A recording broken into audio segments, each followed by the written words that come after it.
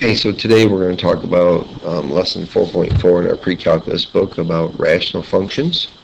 Reminder, a rational function is where we have a polynomial in the numerator and the denominator, so it looks like a fraction.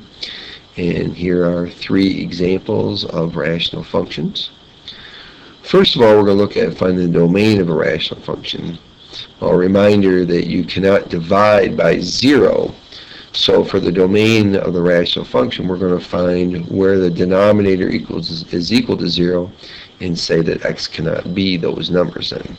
So if we look at letter A here, we'll take this denominator and set it equal to 0. So we'll say x squared equals 0.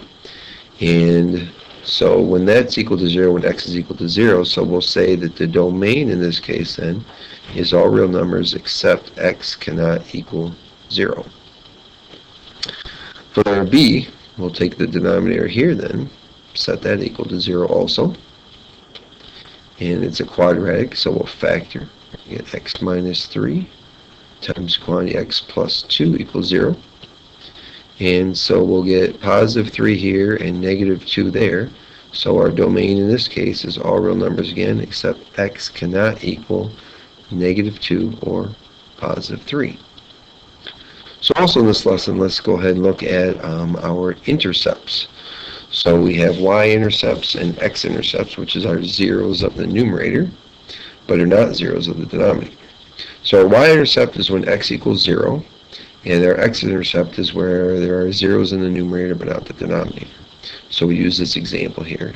So to find our x-intercepts, we will let the numerator equal 0 and solve. So here we'll get x minus 2 and x plus 1 equals 0. So our x-intercepts